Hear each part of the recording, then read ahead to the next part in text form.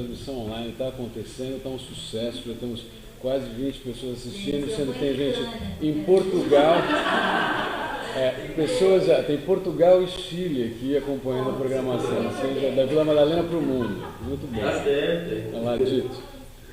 Bom, boa noite também para todos e todas. Eu queria agradecer o convite aqui da Casa da Cidade, para que a gente pudesse vir aqui fazer parte desse debate na mesa de bar, que a gente tem tido a oportunidade, né, então, de estar junto em vários momentos nesse processo, né, que é cuidando um pouco mais desse processo mais geral. A gente tem, né, levado ela e os comitês populares para várias comunidades, grupos, né, a importância também que a Raquel tem toda essa conjuntura e a visibilidade também que ganha, fala dela nesse processo, e o processo também de fortalecimento das nossas comunidades nessa dura resistência que é, né, viver e passar por esse momento, né.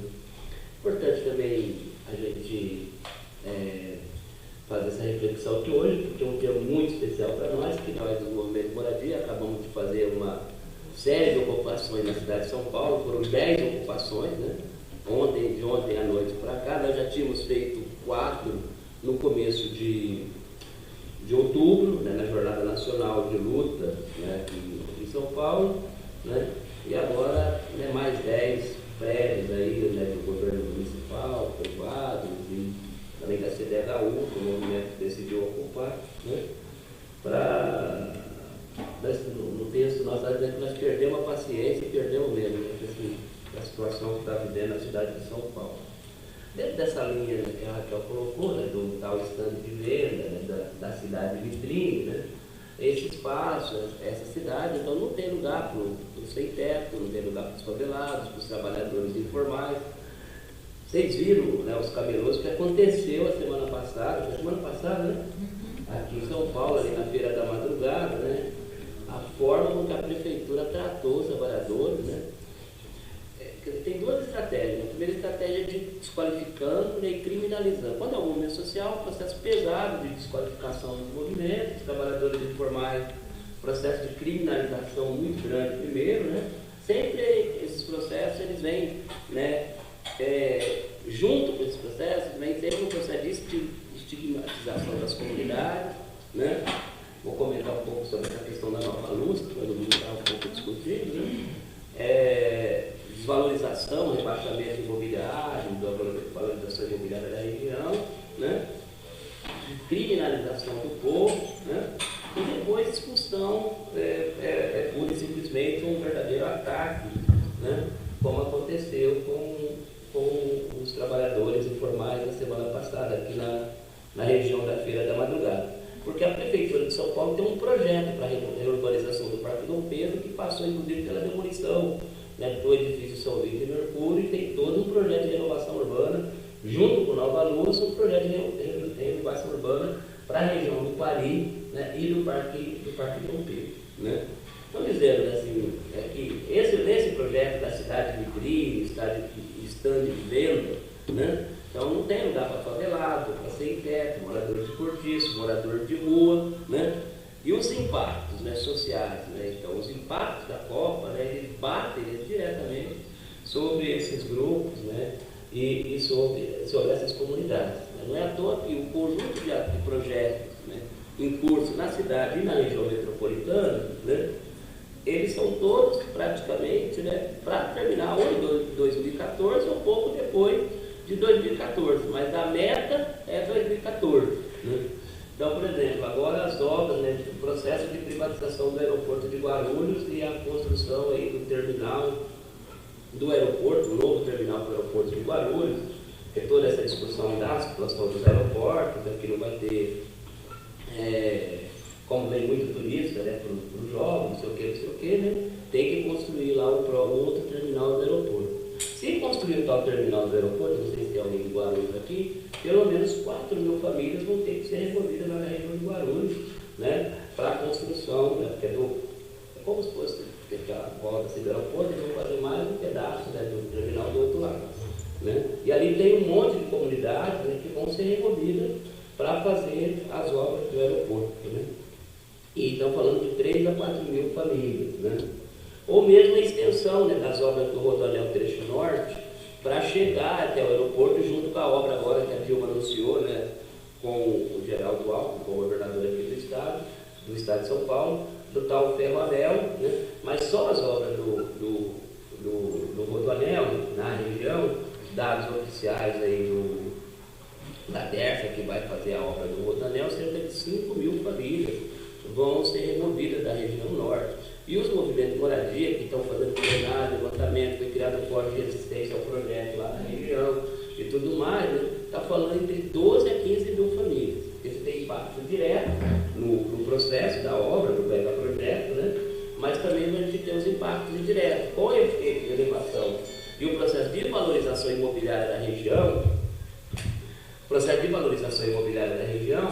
o preço da terra aumenta e as comunidades, né, mesmo aquelas, tem aquela expulsão direta em função da grande obra, e depois aquela expulsão indireta com o processo de valorização imobiliária da região, porque chega ali, né, o setor imobiliário, né, compra aquelas casas e tudo mais, e expulsa as comunidades, o povo daquela região, e o pessoal vai morar, não se sabe aonde, que se vira aonde vai morar. A mesma coisa, né, foi, por exemplo, a construção e a melhoria, as obras viárias e tudo mais, de adequação viária da Marginal do Tietê. Né? A propósito, só na região da Marginal do Tietê, não sei se você lembra, acompanharam pelo jornal, a resistência da favela do Saco, né, que é ali na região da Lapa, onde está o pessoal ali na região da Lapa. Entre as obras, né, o cruzamento da Anhanguera, né, onde termina a Marginal Pinheiros e começa a Marginal Tietê, até o Ticoatira, na saída do aeroporto de Guarulhos, né, foram 17 comunidades removidas já. Né? Só algumas comunidades estão resistindo, porque ou tem ação de uso campeão em parceria com a Defensoria Pública, né, ou estão lutando, né, mesmo, né, como o caso, por exemplo, da favela do Sá.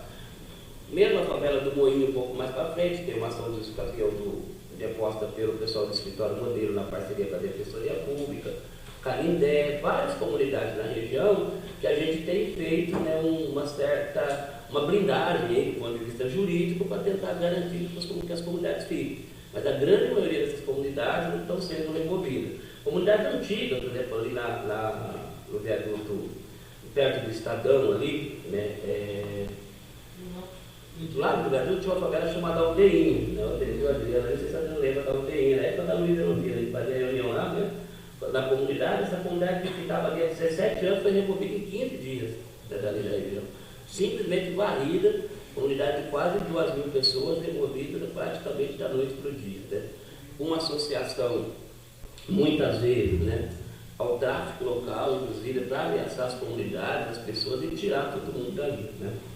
E com aquela proposta que a Raquel falou, né? Então chega na casa das pessoas, coloca um número, né, marca a casa, um símbolo que as pessoas não entendem, né, e ameaça, intimida, né, as pessoas a sair das casas. Né?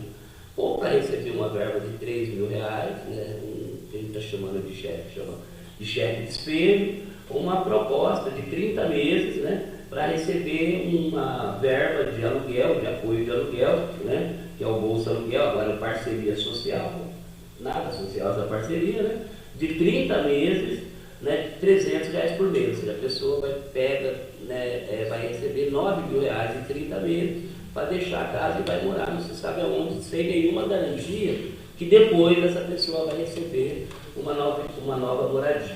Né?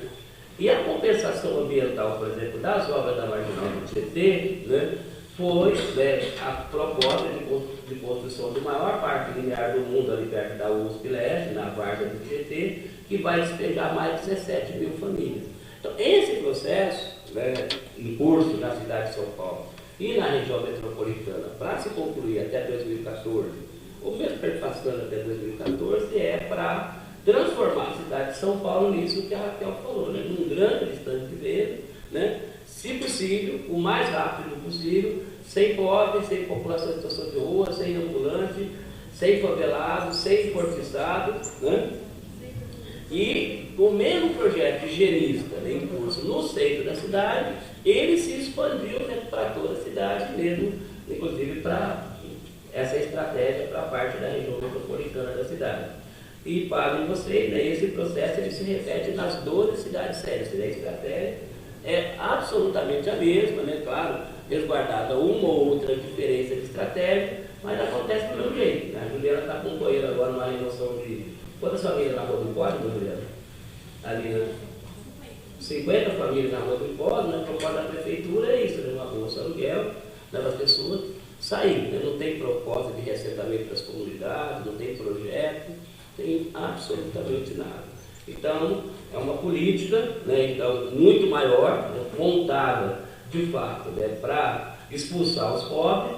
Por isso que nessa conjuntura a importância, né, das nossas ocupações aqui no centro de São Paulo, a importância da construção do comitê, do movimento Acampa Sampa, né, que está ali debaixo do Vale do Engabaú, né, ali na região do Vale, uma conjunta de outras ações que vem acontecendo na cidade, né, porque tem muitos grupos de resistência, muitos, vocês não conseguem nem imaginar, porque todos os dias surgem, né, grupos, articulações locais, processos, né, com articulações de movimentos culturais, né, se organizando para resistir, e no Brasil inteiro, né, para resistir a esse processo. Muitos jovens se envolvendo nesse processo, né, o que nos dá uma esperança de que a gente pode barrar, ou minimamente, né, construir uma alternativa a essa agenda que está em curso na cidade de São Paulo e nas duas cidades onde vão acontecer os Jogos da Copa do Mundo 2014 ou no Rio de Janeiro, né, a Olimpíada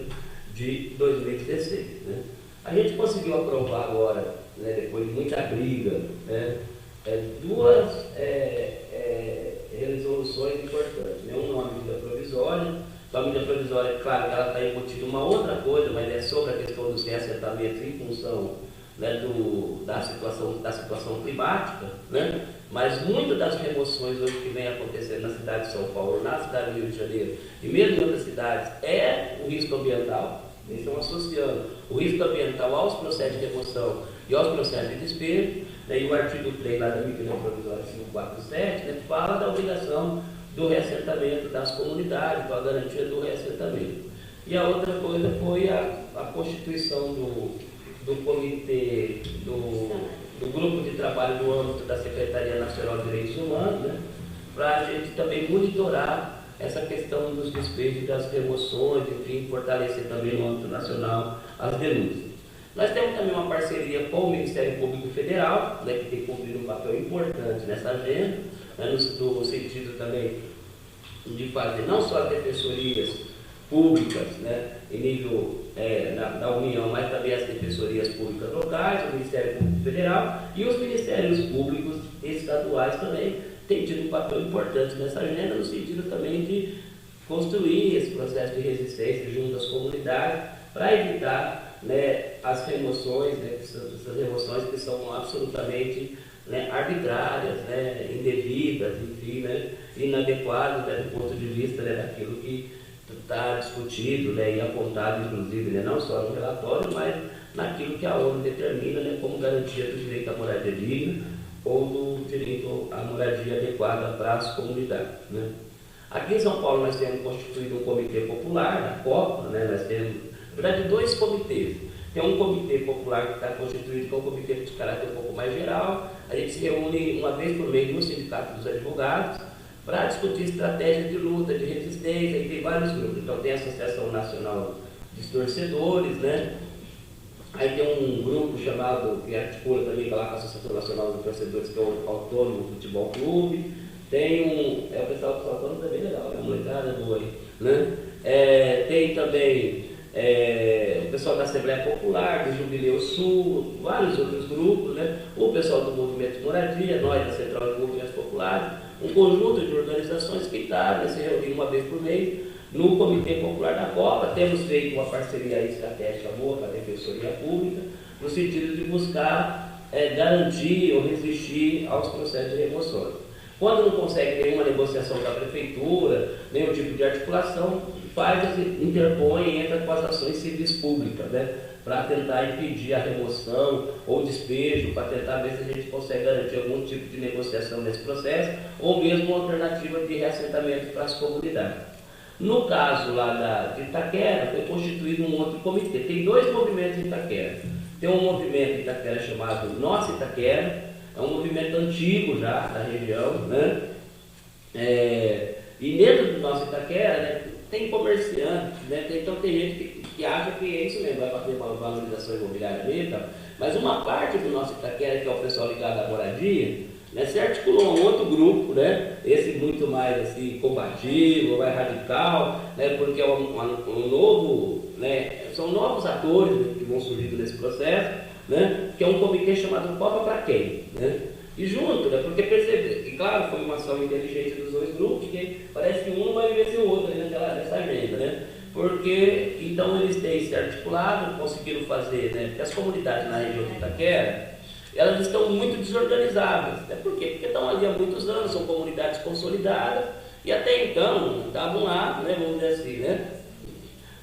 Entre aspas, mais ou menos tranquilas, pelo menos, né? Já tinha, por exemplo, uma proposta de um parque linear, que é o Parque Linear do Rio Verde, que é a Operação Urbana Rio Verde Jacu, né, que é uma grande intervenção urbana na Zona Leste, vai rasgar, né, a Zona Leste, né, as crianças aqui, vai de cima a baixo, né, e uma série de obras e de intervenções na região da Operação Urbana, que é um projeto de longo prazo da Prefeitura para a região, né, da Zona Leste, né. Mas dentro desse processo tem alguns polos, que são polos de desenvolvimento tecnológico que vai ligar o polo de desenvolvimento tecnológico no centro da operação urbana para dentro da onde vai ser construído o estádio. E aí que a Raquel falou que na construção desse polo tecnológico é que vão passar, vai ser feita a abertura de ruas, de avenidas, né, nesse processo, e aí, né, por incrível que pareça, né, praticamente todas as comunidades da região, favela, vão ser removidas. Então, é a favela, é o Vila da Paz, né, que é a favela mais conhecida, que tem aparecido mais, que o pessoal tem, né, tem mais se organizado, né, é o seu Pedro que está lá, né, que é um grupo bom. A Caetitu, né, que é uma favela também que está próxima a Jacopêssego, né? É o Parque Linear do Rio Verde, então, que é um rio mesmo que sai quase do estádio, então aí tem algumas comunidades também que vão ser atingidas, né? A Vila Progresso, que faz parte de um plano de alargamento da marginal da Rádio Leste, uma comunidade chamada Campanella, que é mais no centro de Itaquera, e uma outra comunidade que também é atrás do shopping de Itaquera, que é uma comunidade chamada Pacarana Zorrilo. Tem mais um monte de comunidade pequena, então descobrimos agora que tem um conjunto que foi construído pela então prefeita Luiz Erundina, que é um conjunto chamado Jardim Rincão, que está ali, né, também perto, e eles estão morrendo de medo, porque não está fazendo parte, eles estão com medo de ser removidos e tudo mais, então foram na prefeitura disse que não tem nada, mas como eles estão falando isso direto, a gente estava falando, olha, os projetos estão aí, porque a Jéssica fez um mapeamento sobre os mapas, os projetos, porque ninguém conseguia informação, e a gente viu que quando coloca os mapas, está tudo em cima das comunidades, né? Então, foi importante a Jéssica aqui um dia, né, para mostrar o trabalho que ela fez, né? E ela falou assim mesmo, você vai fazer, menina? Ela fez, ficou bonito o negócio, né? Então, e saiu o projeto. Então, o povo lá de Itaquera, nós fizemos no dia 20 de setembro, no dia 17 de setembro, nós fizemos um encontro lá em Itaquera com as comunidades, reunimos lá umas 400 pessoas de todas as comunidades, foi constituído um comitê local de cada comunidade, e eles têm se reunido praticamente semanalmente. Então tem um processo de organização local lá acontecendo, vem aparecendo vários grupos para ajudar. Então em todas as comunidades, né, não estou vendo muita gente jovem aqui, nova, animada, né, pedir apoio para ver se é possível, o que é possível ajudar, o que é possível a gente pensar junto, para ajudar essas comunidades a resistir. Então o pessoal lá em Itaquera, tanto o nosso Itaquera quanto o Comitê Copa para Quem, estão absolutamente abertos para apoios, né, nesse processo, porque senão não vai sobrar pedra sobre pedra nesse processo. Então, são algumas questões, né? Então, sobre o funcionamento do Comitê Popular da Copa, o conjunto de remoções, não sou eu que estou falando, saiu uma matéria há um pouco mais de um ano, inclusive o Cazu ajudou um pouco nessa articulação, um repórter da Folha de São Paulo, chamado José Benedito, da Folha de São Paulo, fez um levantamento sobre as comunidades ameaçadas e processo de deslocamento. Ele está falando, depois eu posso mandar esse artigo para vocês, que eu guardei, esse está na internet, né? E está faltando lá uma série de outras comunidades, mas ele está falando em 80 mil famílias que poderá sofrer algum processo de remoção ou deslocamento até 2014. 250 mil pessoas na cidade de São Paulo. 10% das pessoas que moram em favela na cidade, né? Em Cortiço junto, falando 2 milhões de pessoas em favela, é disso que está se falando nesse processo que está acontecendo na cidade de São Paulo. Sem falar dos trabalhadores informais, das situações de moradia precária em Cortiço e toda essa situação. Então é urgente, né, que a gente se organize mesmo, né? Por isso que é importante, né, que a gente está aqui na Casa da Cidade para pensar quais estratégias que nós podemos ter do ponto de vista coletivo para sair, né, dessa situação, desse cerco e desse ataque, né, do capital internacional, né, e transnacional, imobiliário, né, sobre as nossas comunidades, e como é que nós vamos construir, a partir dessa nossa articulação, um polo de resistência para avançar na luta, né? E a gente quer...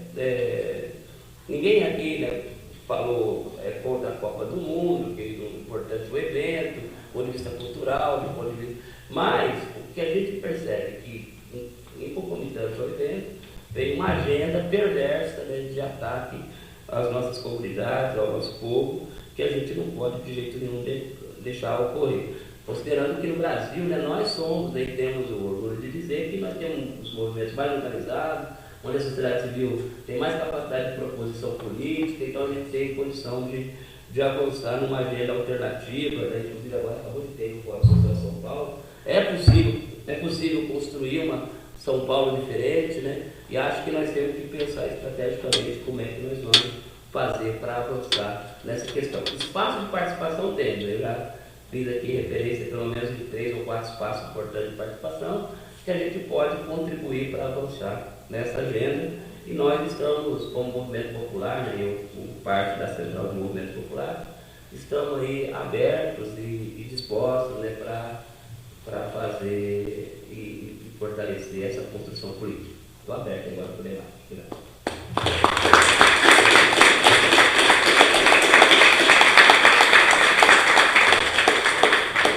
Obrigado, Dito. Antes de passar para o debate, dizer que a Casa da Cidade, novamente, né, estou muito agradecido à participação de todos vocês.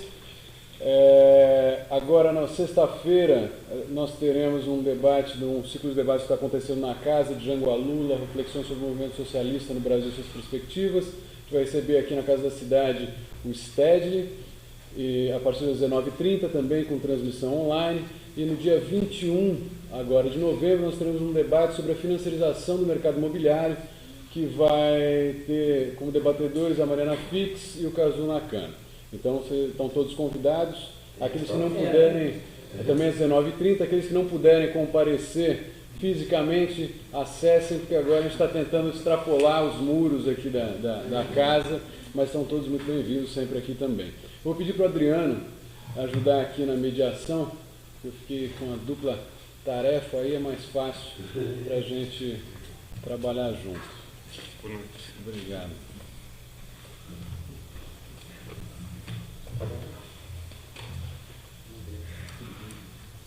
Vamos lá, perguntas, né? O debate está aberto. Pergunta, debate, comentários? Quem começa?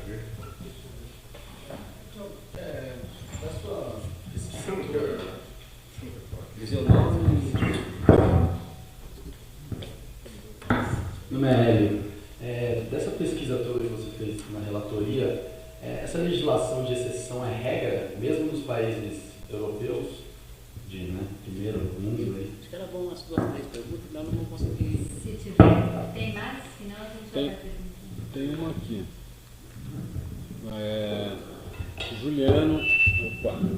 Juliano, que é um dos estrangeiros, brasileiros, não vai dar, eu acho que eu vou pegar aqui. Estão apanhando.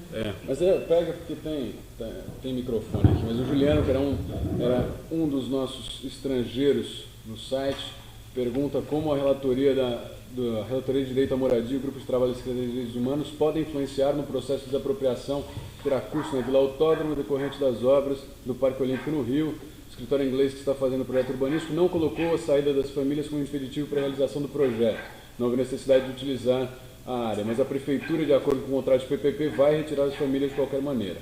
E aí ele coloca um link para uma notícia sobre isso. Aí é uma das perguntas. Eu sou Gustavo, aqui da casa. Raquel, gostaria que você avançasse um pouco na questão dessa lei, dessa discussão dessa lei, da qual o vice-presidente é o relator, e ver de quais são as forças que estão neste momento no Congresso se opondo a isso.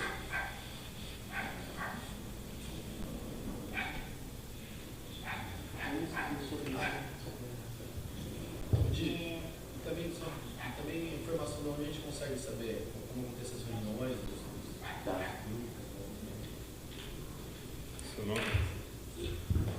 Isso se apresenta. Isso.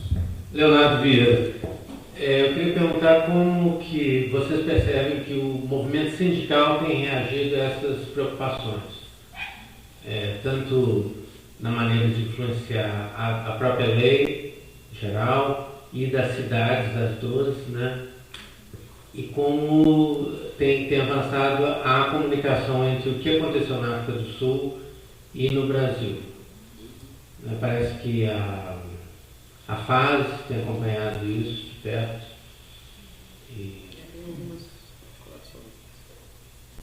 Então, e até outros grupos, né, Rebrief, como que o pessoal das centrais, né, como eles têm reagido, ou como deveriam, qual a expectativa que vocês teriam?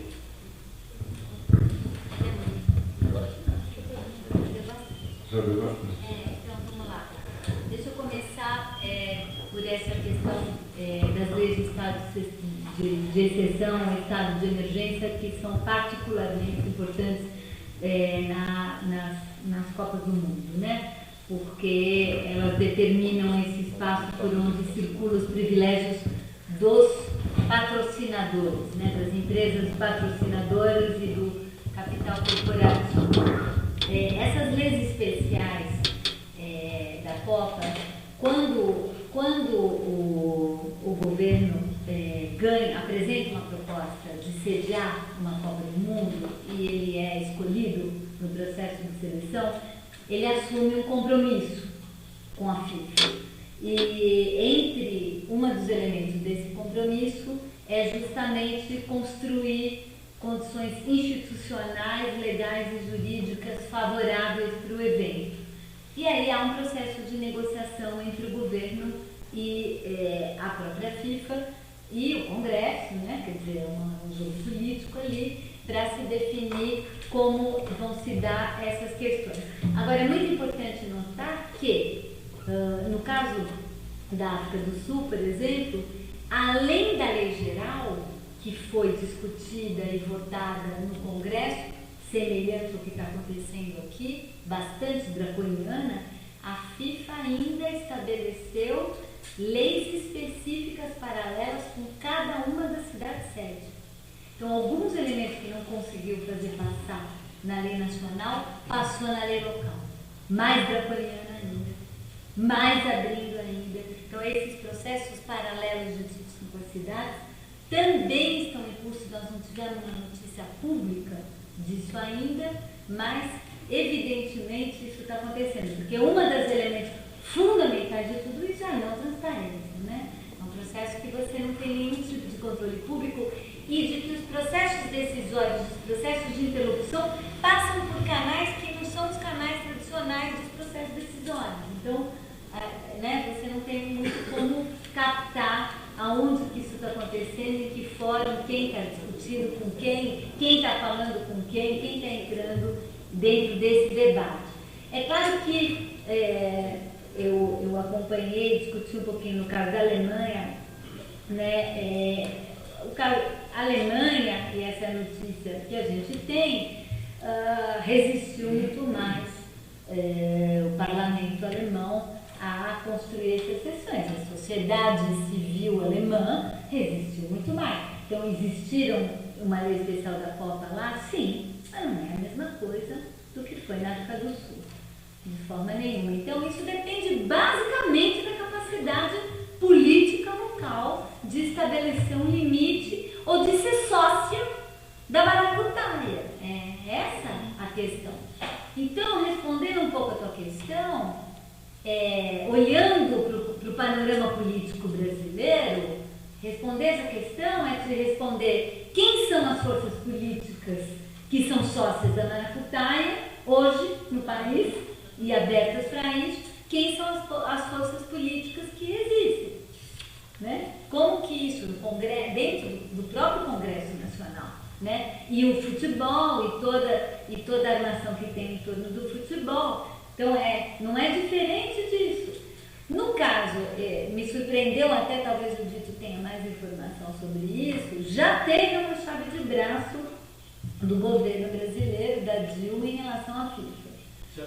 Já teve uma resistência, no sentido de que o governo brasileiro, ao enviar o projeto de lei para a Câmara, não adotou, não pegou o projeto de lei que a FIFA escreveu. Várias coisas foram mudadas, foram tiradas. Não aceitou uma série de elementos que a FIFA tinha colocado. Mas tem muitas que estão lá e que estão indo, e que estão passando, né? Então, acho que depende muito também dessa discussão ganhar, né? É impressionante como há um silêncio, né? O silêncio sobre isso, né? E um pensamento crítico é absolutamente excepcional, né? Quase não existe um pensamento crítico nos meios de comunicação, nos defensores do Estado de Direito. Cadê a OAB? Cadê os grandes defensores do Estado de Direito? Onde é que eles estão na hora que a gente vai discutir a construção de uma excepcionalidade? Cadê os que falam das liberdades, das regras que tem que valer para todos? Então, onde? Né? Então, é impressionante o silêncio e qual a capacidade que vai ter de interlocução. Porque a ameaça, a FIFA chantageia o tempo todo. Vocês veem aqui, quando sai uma notícia, não sei quem vai perder a Copa, não vai ter ali a abertura. Aquilo é chantagem para então rapidamente aceitar tudo. Então tem um jogo aí bastante pesado, né, que é feito e que o país fica ali, né, vai ou não vai. A segunda questão, eu não tenho informações agora exatamente como que está acontecendo no Congresso, talvez o Dito pode saber, eu sei que o Vicente Candor relatou, e que ele fez uma reunião hoje com um representante da FIFA, conversou hoje com um representante da FIFA, e que se comprometeu a apresentar um substitutivo no dia 6 de dezembro ou 7 de dezembro ao Congresso para votar ainda nessa legislatura. E o governo tem maioria, né? Não acho muito difícil isso passar, né? Em relação à questão do grupo de trabalho, quando eu enviei uma correspondência ao governo brasileiro no final do ano passado, uma comunicação, que a relatoria pode fazer isso, né? Uma comunicação ao governo preocupada com as remoções, as ameaças de remoção e pedindo um posicionamento do governo brasileiro em relação a isso. Como eu não tive nenhum tipo de resposta a essa comunicação, então depois de vários meses eu fui a público e soltei um comunicado de imprensa falando disso. Isso teve bastante repercussão, né?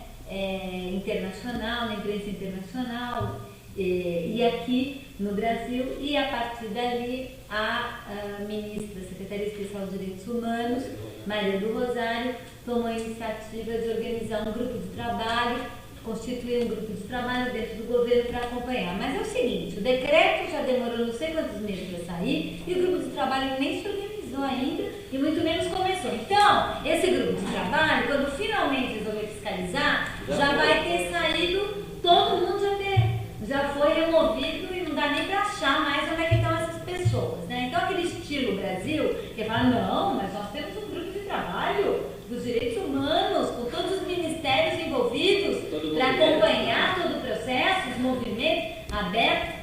O representante do Brasil Brasil da ONU agora em Nova York levantou para fazer essa declaração no plenário quando eu estava falando, não, nós temos um grupo de trabalho. Aquele estilo Brasil, né? Tem, mas está faltando, porque tem um grupo de trabalho, mas esse grupo de trabalho não existe, não se reúne, não faz, não incide, né?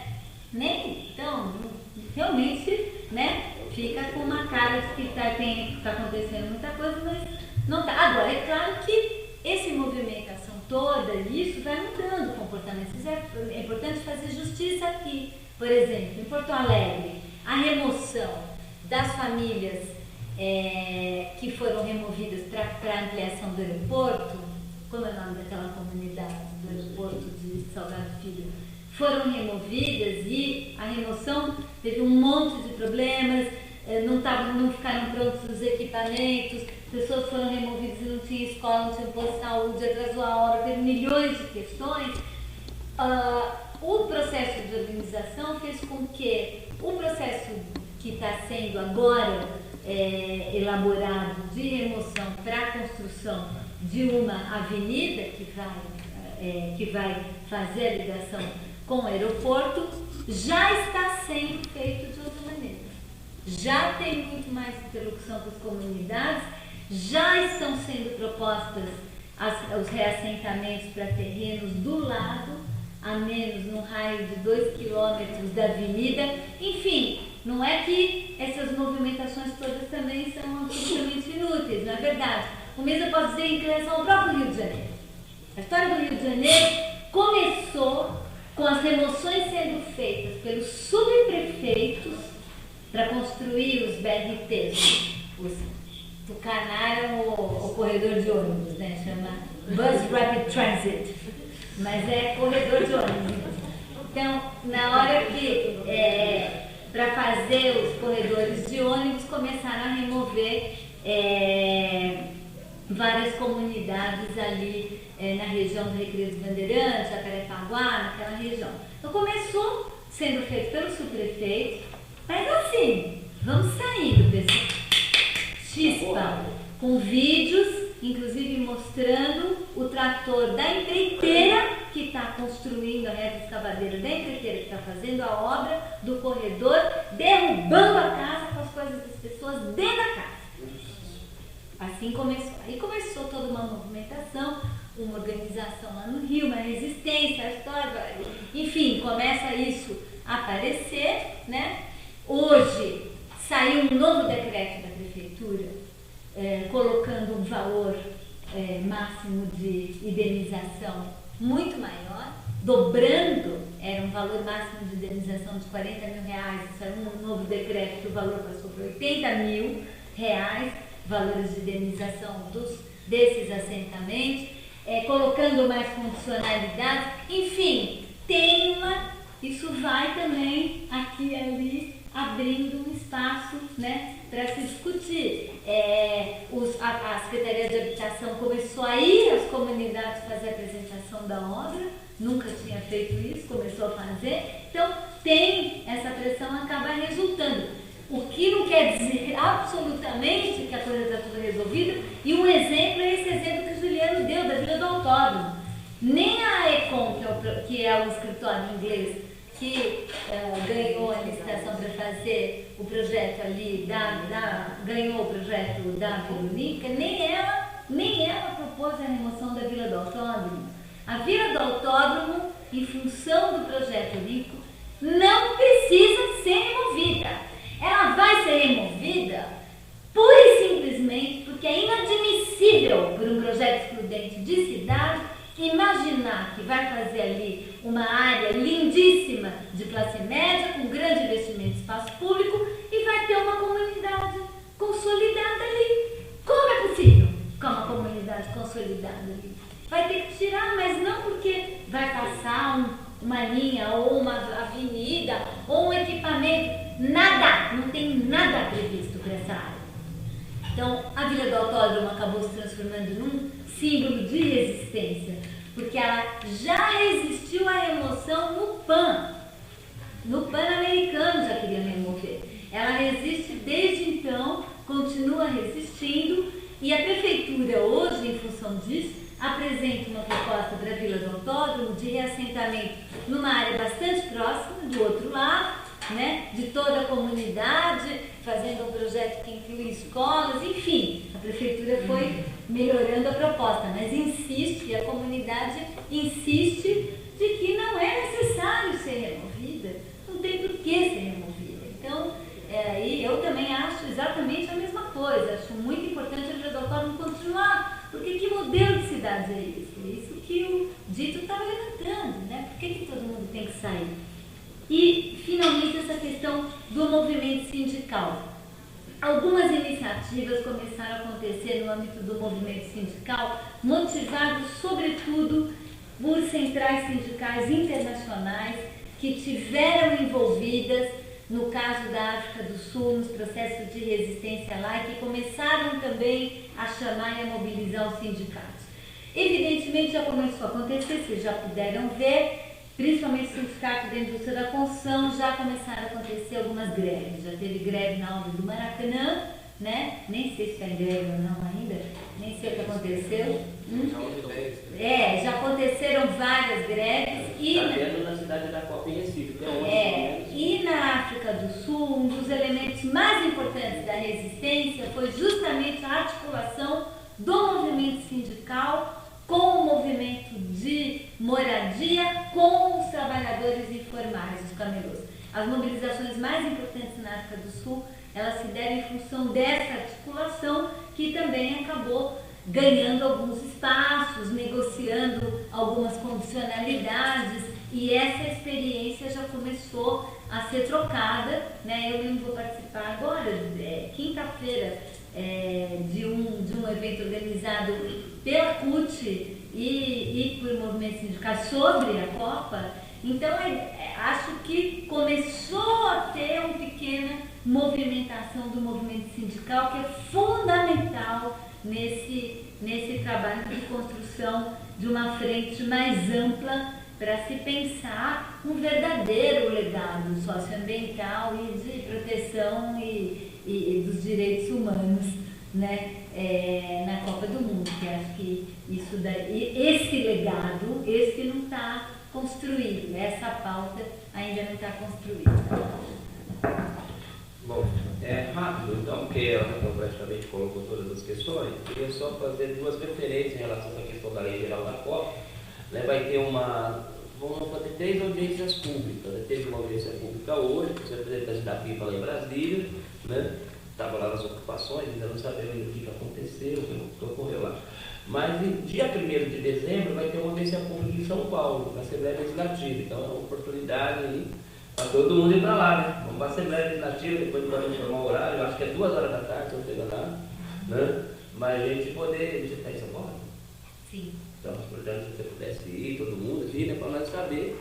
Aí o Vicente Cândido vai estar lá e os deputados de Brasília vêm para fazer uma audiência pública em São Paulo.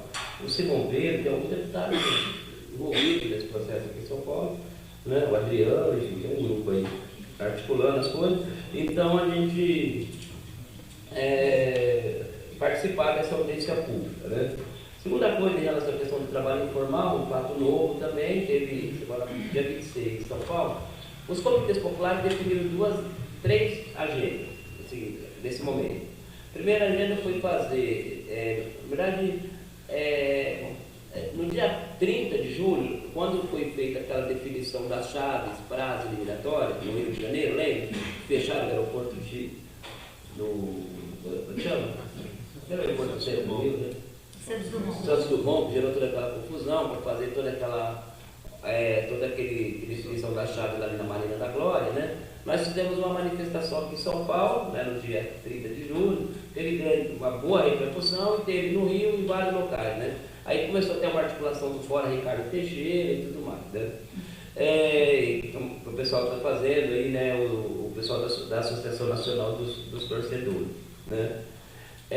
Depois a gente teve agora, do dia 23 de outubro até o dia 30, uma série de mobilizações de formação, de articulação interna dos comitês. Teve seminários, oficinas locais, todo o Brasil foi realizado. Porque tem os 12 comitês populares, começou, né, a Raquel articulou um seminário em parceria com os estudantes da USP de São Paulo, né, e convidou várias pessoas do Brasil. A partir daí decidiu aprovar em dezembro do ano passado, esse processo começou, né, em novembro, né? A gente articulou então os comitês populares da COP. E o pessoal do Jubileu Sul, da Assembleia Popular, também fez um seminário no Rio de Janeiro, a partir da Rede Mega Eventos. E juntou esses comitês e virou um comitê nacional. E a partir daí também se propôs a criação dos comitês locais populares. Nos comitês populares aqui em São Paulo, nós temos reunião toda a primeira sexta-feira do mês, no Sindicato dos Advogados, às 10 horas da manhã, então é uma reunião do Comitê Popular para definir as estratégias aqui na cidade de São Paulo. E o Comitê Popular Nacional pediu que até dezembro, ou até no final de novembro, começo de dezembro, a gente apresente uma lista das violações de cada cidade sede para entrar com uma representação na Organização dos Estados Americanos. Como foi feito com a questão de Belo Monte, fazer também uma denúncia internacional nesse campo. E nós temos ali a Raquel, né, nesse momento, né, e outras pessoas, tem tido lá na Comissão de Direitos Humanos da ONU, tem tido um papel importante nesse processo de visibilização das denúncias. Por isso que é fundamental a gente preparar o dossiê, né, então, né, para a gente poder fazer a denúncia, né, na OEA. Né? E em dezembro, a gente fazer uma manifestação, uma outra mobilização nacional. Então, dia 1º de dezembro vai ter audiência pública aqui, até o final do mês a gente quer ter, quem sabe a gente vai estar pronto, um bom levantamento, né, sobre essa questão das violações, para a gente poder apresentar, juntar nos comitês e apresentar aí na Organização dos Estados Americanos. Em relação a essa questão dos trabalhadores, um outro fato interessante é que no dia 26 do mês passado, de outubro, teve o primeiro Seminário Nacional dos Trabalhadores Informais aqui em São Paulo. Inclusive a CUT, né, o Comitê de Políticas Sociais da CUT, é que está envolvido nessa articulação. Então está tendo esse processo, né, de aproximação, né, da central, né, da CUT, com também o movimento dos trabalhadores informais, no sentido de constituir aí um Comitê Nacional dos Trabalhadores Informais para resistir a esse processo. Nós estamos fazendo esse processo, embora assim, a gente nunca, pessoalmente, o Comitê Popular não possa reunir diretamente com a CUT nesse processo, mas esse processo está sendo feito dentro dessa agenda e desse processo. Pessoal, quem mais está querendo levantar questões? Uma pergunta rápida, tem um site, um calendário dessa... Tem um blog, eu posso depois mandar para o e-mail para vocês, Comitê Popular, Blogspot. Nós temos um blog, né, que tem um site, tem também, né, uma plataforma que dá subsídio para essa nossa agenda, né, que envolve uma série de questões que nós tiramos a partir desse encontro nacional que nós tivemos no ano passado, né? Tem uma rede nacional chamada Rede Mega Eventos, e tem também uma rede local que é do Comitê Popular São Paulo. Aí depois de tudo isso, se tiver uma lista de e-mails, a gente pode mandar todos esses contatos para ver como é que vocês se engajam nesse processo, que não é muito fácil, né? E quem está coordenando esse processo, quem está organizando pelo menos aqui as informações da sistematização é os meninos que trabalham com a Raquel lá na USP, o Rodrigo, o Vitor, né? Que ajudou bastante nesse processo de organização da rede, né, para a gente postar essas denúncias no site, nos blogs e tudo mais. Tem um processo da relatoria também de postagem de denúncia. Enfim, tem uma série de espaços aí onde a gente pode colocar as denúncias, e o blog do Comitê Popular de São Paulo. Né? E o pessoal do Comitê Popular de São Paulo organizou 4 grupos, 4 GT. Um GT jurídico, né, quem está pensando na articulação da audiência pública agora com o Ministério Público Federal. Um GT de comunicação que está trabalhando uma cartilha, parecido com a cartilha do pessoal do Ceará, né? E um GT que vai trabalhar o tema da formação, e um GT de mobilização, né? Que articula com o pessoal lá de Itaquera, com as regiões, foi constituído também um fórum das favelas contra as remoções do despejo, dia 20 de setembro, né? A gente conseguiu fazer uma manifestação, entramos com uma representação no Ministério Público em São Paulo, e o Ministério Público está fazendo abriu um procedimento e constituiu uma força-tarefa do Ministério Público de São Paulo para acompanhar a questão da Copa, né? E foi feito também o Freitas, que é do MP em São Paulo, ele conseguiu assinar um termo de ajustamento de conduta com o Corinthians, para destinar uma parte dos recursos do uso do espaço público, que é o espaço lá de Itaquera. Não é muito dinheiro diante desse monte de dinheiro, mas é um dinheiro que as comunidades, inclusive, podem apresentar como usar. Por exemplo, o Corinthians tem que pagar, devolver como contrapartida, 12 milhões de reais para o fundo local, para gastar na própria região de Itaquera, a partir desse termo de ajustamento de conduta. Eu posso disponibilizar o termo de ajustamento de conduta também para vocês, porque a gente tem a foto. Aqui o pessoal online aqui. Dirigir para a Casa da Cidade todas as informações. Nós vamos passar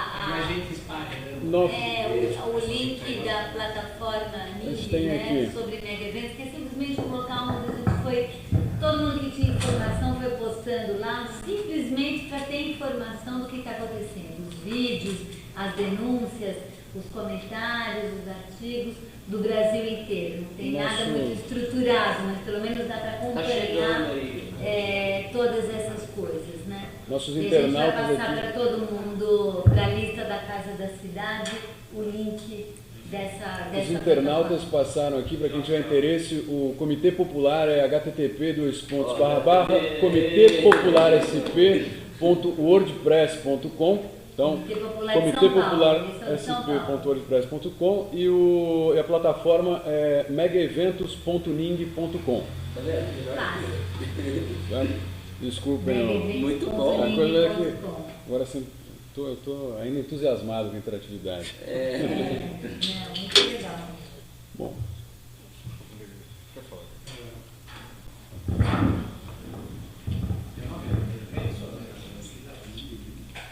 Acho que é uma pergunta mais dirigida a Raquel, né? O Brasil é um paraíso fiscal do sistema financeiro internacional, correto? Pela taxa de juros, né? Exatamente. Qual a relação da escolha do Brasil enquanto sede e enquanto a aplicação desse dinheiro internacional, do capital financeiro, que a gente presencia que está em crise, entre aspas, sabendo que o sistema financeiro está abarrotado de dinheiro? Haja visto que todos nós que temos em conta em banco, eles caçam a gente de formas e formas para dar, entre aspas, dinheiro para nós. A juros altos, obviamente. Qual é a relação da escolha do Brasil para esses eventos? Mais alguma pergunta?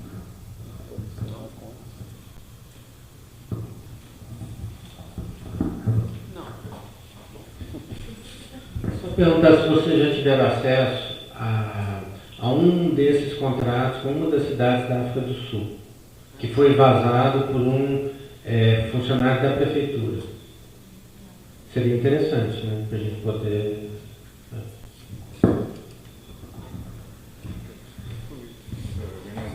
Me dando mais uma questão. Como que está a articulação com os parlamentos municipais, estaduais e Congresso? Se tem alguma... Se a gente pode esperar alguma reação dos parlamentares em que a gente tem votado e se vocês têm alguma informação sobre alguma relação da queda do ministro Fernando Silva com a questão da FIFA. Isso aí foi aventado, logo que começaram a surgir os problemas, a FIFA falou que já teria um novo interlocutor e teve gente que colocou isso como uma forma de pressão, um resultado de uma pressão muito forte que a FIFA estaria. O bombardeio em torno dele teria crescido em função de uma pressão exercida pela FIFA e uma forma de mostrar que quem tem força no pedaço um dos interlocutores da FIFA, o governo brasileiro, falou que logo estaria conversando com quem o governo indicasse, enquanto o ministro ainda era ministro. Foi uma coisa muito esquisita e toda a mídia divulgou. Não sei se vocês têm alguma informação a respeito. Eu tenho uma pergunta, na verdade, a alegria muito grande no Brasil ter a Copa, a alegria muito grande no Brasil ter as Olimpíadas. Vocês encaram essas duas esses dois grandes eventos como um erro brasileiro ou acham que é possível fazer desses dois grandes eventos ainda algo que seja muito válido para o país, não só pela felicidade então do povo que assistirá aos jogos, terá proximidade então de tudo isso, mas também para os cidadãos que vão poder usufruir de alguma melhoria por conta dessas obras?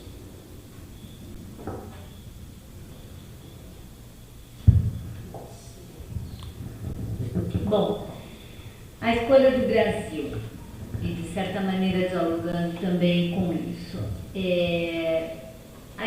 o Brasil claramente pleiteou, né? O Brasil pleiteou. E esse pleito ele fez parte importante de uma estratégia, e aí olhando isso do ponto de vista do comportamento do Brasil no campo internacional, uma estratégia geopolítica do Brasil muito clara, né, isso muito consistente, de se colocar de uma maneira totalmente nova como player econômico e político internacional. Isso está muito claramente configurado e tem vários movimentos que vão nessa direção. É um movimento de uma política externa que bastante agressiva, no sentido de se colocar dentro dos processos como uma espécie de liderança dos países não desenvolvidos ou dos países do Sul, incluindo emergentes e menos desenvolvidos, quer dizer, uma grande frente anti aquela hegemonia histórica no campo internacional, político e econômico constituído pela América do Norte e Europa, basicamente, e Japão, né? Esse eixo que, nesse momento, é um eixo que passa por uma enorme crise, né? Uma grande crise, não apenas, eu diria, né?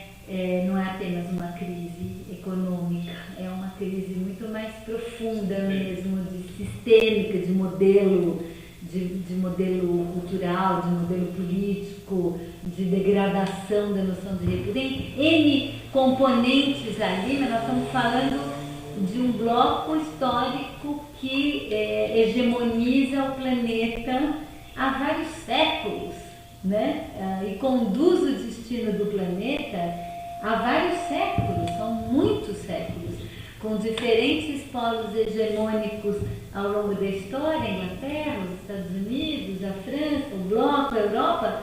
Nós estamos falando, e eu vejo o Brasil se colocando nessa posição como uma espécie de liderança que, em conjunto com outros países do Sul, emergentes, não desenvolvidos, especialmente a África do Sul, a Índia e a China, que são as principais novas potências econômicas, cada uma no seu continente, lideram, né, essa nova configuração. Não é por acaso que nesses 4 países tem Copa Olimpíada. Isso tem a ver, e eu não vou esquecer nunca uma cena, para mim caiu a ficha, quando eu apresentei o relatório dos mega eventos, e no relatório geral eu falava da África do Sul e das violações. Eu tomei um pau do representante lá da África do Sul no plenário, o cara queria me matar. A crítica, a virulência da crítica que ele fez à minha fala, tentando desconstituir, tentando dizer que era mentira, tentando, né, foi bem pesado. E tudo bem, eu respondi, eu defendi, eu falei das fontes que existiam, tal, publicamente. Aí, como o negócio foi muito pesado, o pessoal lá falou, olha, eu acho melhor você dar uma conversada lá com o embaixador da África do Sul, para ver, né, se limpa a área com o cara e tal. Aí eu falei, bom, tentei, fui correndo lá, eu fui conversar com o embaixador da África do Sul, aí ele virou para mim e falou, não esquenta. Na verdade, você não percebeu qual é o negócio? É o seguinte, aqui nessa geopolítica esqui internacional é muito importante para os países europeus e para a América do Norte desqualificar o nosso país como um país capaz de fazer um evento, de produzir isso, de ser sério, um país sério, né? Somos um país sério, um país que pode assumir essa liderança, que pode crescer. Então a nossa linha que nós adotamos aqui de toda a diplomacia da África do Sul é não deixar nenhum tipo de crítica ao que a gente fez passar, de jeito nenhum, bater e dizer que não. É exatamente, então, na ida para se perceber que dentro dessa estratégia geral, se apresentar para o mundo como alguém que organiza um mega evento esportivo internacional e que vai dar tudo certo, os jogos vão começar na hora certa, as pessoas vão conseguir chegar, etc., é fundamental nesse reposicionamento. É óbvio que há um realinhamento dos grandes capitais internacionais e do capital financeiro internacional que precisa disso, porque diante da decadência dos mercados americanos e europeus, qual é a alternativa? Essa é a alternativa, o Brasil é a bola da vez. Então tem uma ligação muito direta, sim, né? Faz parte desse mesmo jogo, tem uma perversidade ali, quer dizer, veja, crescer, se desenvolver, ter uma alta taxa de crescimento econômico, aumentar o emprego, aumentar as oportunidades econômicas, ou seja, todo o campo positivo do processo de transformação que está acontecendo no Brasil, aumentar emprego, tudo isso, todo esse movimento positivo, traz também toda uma outra externalidade, né, que vem vindo junto com esse e que é bastante pesada, né? A pergunta que eu acho fundamental fazer é em que medida nós vamos conseguir manter, né, uma construção de cidadania e democracia e de respeito aos direitos humanos que foi fundamental na construção da nossa trajetória nos últimos 30 anos, que foi o que a gente fez, que foi inclusive o que levou o Lula a ganhar a presidência e começar a implantar reformas importantes no país, né? Se isso era o caminho para chegar lá e agora, desculpa pessoal, não é mais por aí, ou se nós vamos ter a capacidade de incidir e nós vamos ser a bola da vez, mas nós vamos ser a bola da vez não para repetir as atrocidades que foram feitas, né, nesses outros países. Nós vamos ser a bola da vez para construir um outro modelo. Eu acho que essa questão não é uma questão que está decidida. Eu acho que é uma questão que está pautada, que tem um ponto de interrogação na nossa frente e acho que nós temos que ter a capacidade de dizer. Por isso que eu diria, nós temos que lutar por um legado socioambiental e de proteção e defesa dos direitos no Brasil como legado fundamental da Copa e da Olimpíada. Eu não desisti de falar isso. Não é só resistir. É mais que isso. Qual é a nossa proposta? Só tem FIFA e CBF de interlocutor e empreiteira para conversar sobre esse assunto? Só, mais nada. Ninguém mais vai conversar sobre esse assunto e dizer o que queremos com esse evento. Acho que nós também temos muito responsável, nós estamos calados. Nós temos que pegar a bola, né, nesse jogo e começar a dizer o que queremos com a Copa e com a Olimpíada, além de se divertir e assistir futebol, etc. Né? Acho que isso é uma questão. Em relação a essa questão do Orlando, eu realmente não tenho nenhuma informação. A única coisa que eu posso dizer, acompanhando esse processo todo, é que houve e ainda há, né, muita disputa interna dentro do governo para quem é o player fundamental nos processos decisórios sobre a Copa e a Olimpíada. Não é fácil, porque entre Ministério do Esporte, Autoridade Olímpica, Comitê, os ministérios envolvidos, tem muita disputa, sempre teve muita disputa, desde o começo. Quer dizer, a ideia de criar uma autoridade olímpica, teve muita reação contrária do Ministério do Esporte, que achava que ele que devia conduzir o processo. Enfim, tem muita guerra aí de poder, né? Interno, para ver quem é que domina isso e quem consegue influenciar esses processos decisórios. Mas eu não tenho nenhuma informação de que poderia ter qualquer vínculo disso, relação disso em relação à queda do ministro Orlando e tudo que aconteceu em função disso. Não acho, realmente não sei responder isso.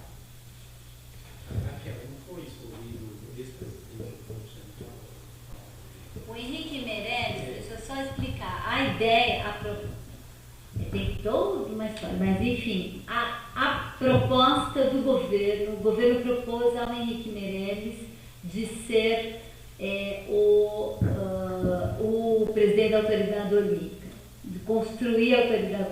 Quando ele saiu do Banco Central, essa foi a proposta feita para ele.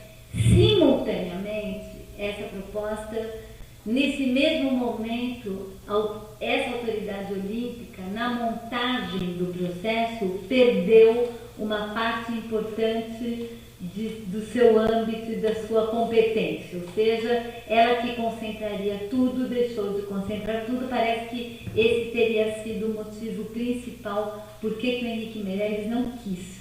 O Henrique Meirelles não quis, falou não. Né? Havia sido sondado, estava disposto, etc., e falou não. E acabou sendo o Márcio Fortes. E eu não vou falar mais nada. Então, né, duas questões, né, também, acho que em relação a essa questão, né, da articulação com os parlamentares, né, a gente tem tido, pelo menos nós aqui do Comitê de São Paulo, uma aproximação, uma proximidade, pelo menos, né, com, na verdade, não organicamente no âmbito do comitê, mas até liberamos no comitê que nós vamos fazer, né, pelo menos uma audiência pública, né, em parceria com os deputados aqui do Estado de São Paulo. Já teve uma audiência pública articulada pelo deputado Simão Pedro, inclusive foi constituída uma comissão específica para fazer uma discussão. O ministro do Esporte esteve aqui, né? Estava sendo preparado lá uma grande festa na Assembleia Legislativa, nós fomos lá colocar areia na festa, né? E foi bom porque a gente cobrou, pediu para o ministro mais informação sobre as remoções, o despejo. O ministro quis levantar e ir embora, ele falou que ele tinha que responder, ficou aquele constrangimento, mas a gente foi lá, né, enfiar uma cunha, né, no dia que estava sendo preparada essa festa na Assembleia Legislativa em São Paulo. Foi no primeiro semestre desse ano. Depois o ministro Orlando Silva teve em São Paulo também numa articulação com o FEA, né, que organizou, né, a Federação Nacional aí dos Arquitetos, organizou uma série de audiências públicas pelo Brasil afora. E aqui em São Paulo agora nós estamos discutindo a possibilidade de uma outra audiência pública, né? Já dialogamos lá com o deputado Simão Pedro, a gente tem dialogado mais com ele, tem alguns outros parlamentares também, mas é o que está mais perto dessa agenda. Aqui na Câmara Municipal, né, o processo está hegemonizado aí pelo PCdoB local, que é o Gilmar Tadeu, que é o secretário da Copa em São Paulo. E eu acho que ele tem uma posição aqui em São Paulo muito, assim, não tem função nenhuma, né? Não sei exatamente o que é a função. E não sei porque aqui se propôs o PCdoB a entrar nesse processo aqui na cidade de São Paulo também. Isso não é da minha competência também dizer, né? Bom, então aqui em São Paulo, até sugeri para a Juliana Cardoso, ela propôs uma audiência pública em São Paulo, ela propôs, como tem a comissão, essa comissão especial da Câmara em São Paulo, talvez a proposição de um subcomitê no âmbito dessa comissão e pensar o que se fazer. Mas nós não conseguimos avançar nessa agenda com os parlamentares. Nós temos, de fato, um limite nisso, Fernando, de pensar e quem sabe a gente pudesse refletir um pouco mais como é possível, né, melhorar essa articulação, tanto com a Câmara Municipal de São Paulo, né, como com a Assembleia Legislativa. O que vai ser essa audiência pública no dia 1º de dezembro, que eu acho importante a gente participar até para aprofundar um pouco mais aí essa relação. Sobre a questão aí da queda do ministro Orlando Silva, né, os comitês populares né, fizeram uma nota, até bastante crítica, né, em relação ao comportamento do ministro ao longo desse processo, né, uma dificuldade muito grande de dialogar mais diretamente sobre a estratégia, sobre toda essa questão também, né, na linha da pergunta do companheiro aqui, como é que é seu nome? Guilherme. Que o Guilherme fala, é um erro, é um acerto e tudo mais.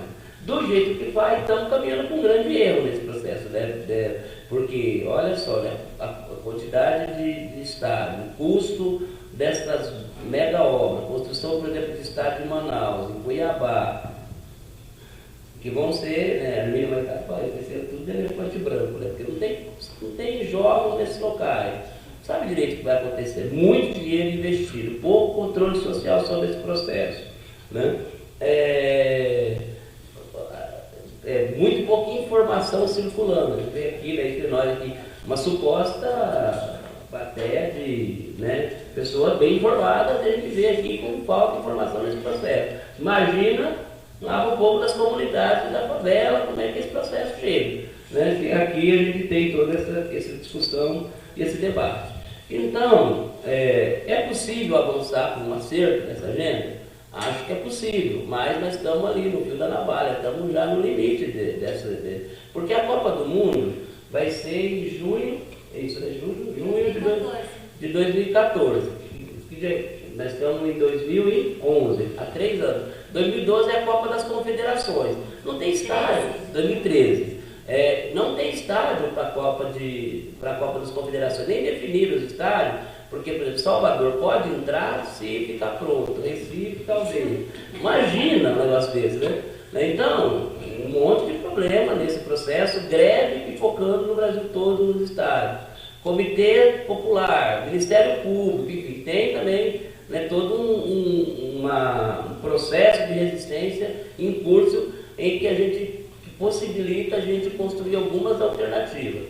Mas é muito pouco, né, para poder dar uma outra vertente para esse processo, para construir aquilo que a Raquel está falando, né, de um legado socioambiental, né? Mas, né, quer dizer, na linha que todos nós aqui defendemos e acreditamos que esse processo, quer dizer, poderia ser uma oportunidade para a gente avançar, né, na proteção dos pobres, na garantia de direitos, uma série de questões, no fortalecimento dos esportes para as comunidades locais, uma série de coisas, né?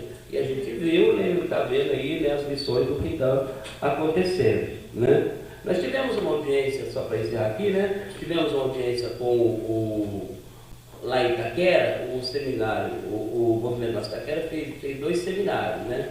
E o André Sanches, né, falou o seguinte, né, num dos seminários. Foi, né? E lá ele falou o seguinte, olha, o negócio, meu filho, vai ser para rir e para chorar. Tem gente que vai ficar feliz, né, e tem gente que vai ficar triste. Não existe obra só para cima, as obras também vão ser para os lados, vocês dizendo o que vai acontecer. Vocês imaginam, o povo tudo ali assistindo, querendo falar no seminário, o padre que coordenava o seminário, não deixando o povo falar, é uma revolta generalizada. Então, muito pouca participação, né? Muito pouca transparência e uma dificuldade da sociedade civil organizada se articular em torno dessa agenda. Vamos e vemos que nós temos muitos problemas e muitas relações, né? Estamos aí com o Código Florestal. Amanhã. E nós estamos, né, absolutamente pulverizados, né? Apagando incêndio aqui e acolá, sem ter muitas condições também de priorizar aquela ou essa estratégia. A situação do nosso lado também está um pouco complicada, vamos e ganhamos também.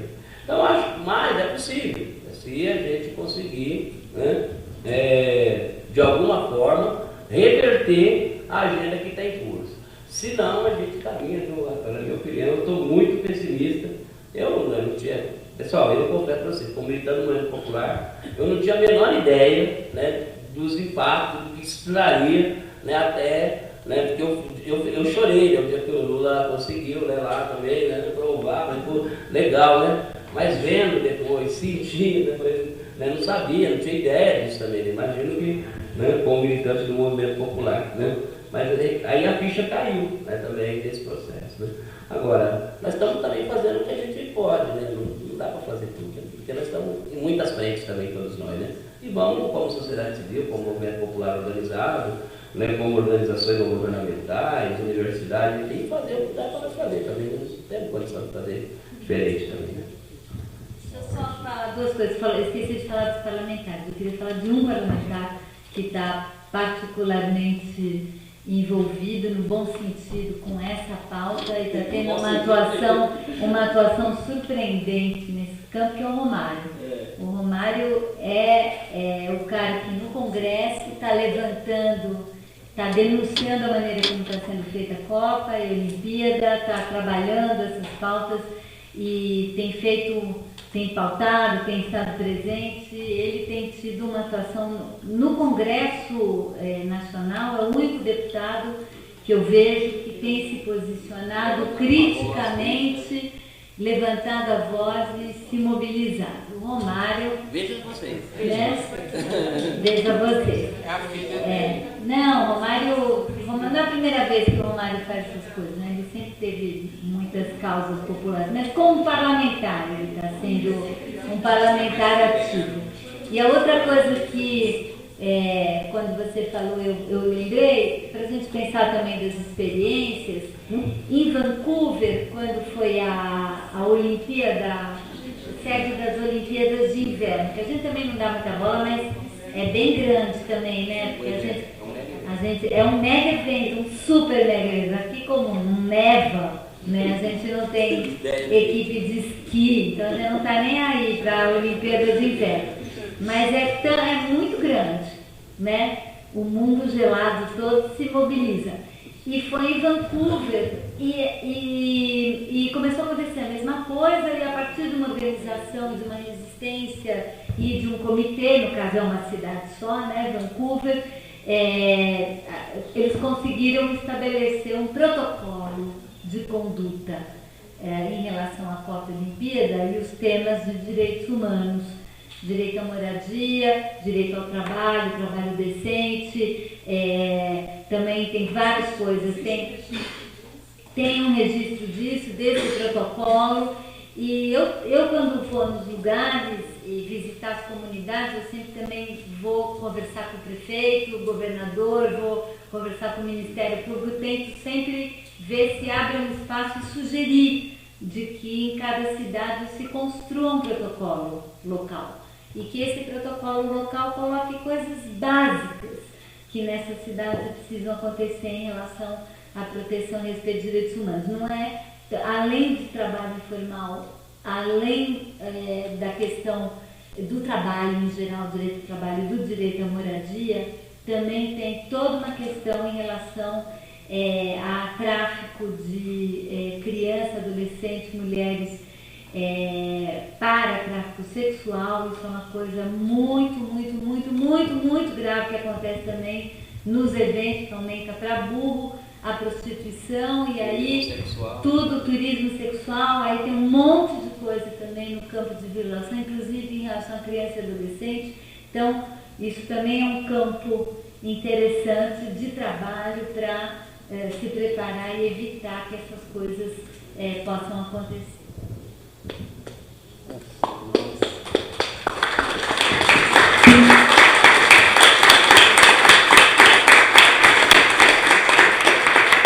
Eu agradeço, em nome da Casa da Cidade, a microfonia. Eu falo alto e eu acho que o pessoal aqui está pegando pelo outro microfone, mas, a Casa da Cidade agradece imensamente a presença de ambos, do Dito, da CMP, da Raquel Ronick, de todos vocês, com a ideia de sempre alimentar um pouco mais o pensamento sobre a cidade, as coisas interessantes que a gente acaba não conseguindo discutir sempre, mas aqui é um espaço para isso. Então, aqueles que acompanham a casa, que bom, a gente está aí tentando inovar. Aqueles que estão chegando por aí, por favor, vejam, proponham, estejam presentes. O Gustavo acho que vai dar um informe da nossa rádio, que a gente tem aí uma proposta interessante. Sabe que a Casa da Cidade conseguiu a primeira rádio publicitária aqui da região e a gente no site, vocês podem acessar, estamos tendo reuniões toda a semana e serão bem-vindos porque hay que construir el todo. Não dá para para um pequeno grupo. Então, toda essa quinta-feira a gente faz reuniões da rádio comunitária e esperamos vocês. Guilherme, só uma questão, né, também, eu queria fazer um convite aí para vocês, também para os internautas aqui de São Paulo, que estão aí da região, né, região metropolitana aqui de São Paulo, que possam aí fazer uma visita aí às nossas ocupações, né, que está bombando, vamos dizer assim, né, está aí, né, e pedir para a Raquel também, se ela puder dar uma passadinha, a vida dela é muito agitada, né, mas a gente pedir que ela possa, muito importante. E se vocês puderem ir, a parte das ocupações estão concentradas ali na Avenida Ipiranga para São João, né, também um local simbólico também da cidade, e seria muito importante que vocês pudessem passar por lá, manifestar solidariedade, enfim, né, estar lá com o povo lá, que é bom, é muito importante. Uma saudação. Então hoje a Margarete esteve lá, né, Margarete? Estava bom, né? Não, e uma saudação, porque é uma resistência. É uma salva de palmas para o povo que está lá na ocupação, né? Aqui só também pela interatividade, aqui, pela participação popular, falar aqui que então a Universidade de Coimbra está abrindo edital para bolsas para estudar orçamento participativo em Portugal e Cabo Verde. Tá certo? Boa noite a todos, obrigado pela participação e até a próxima.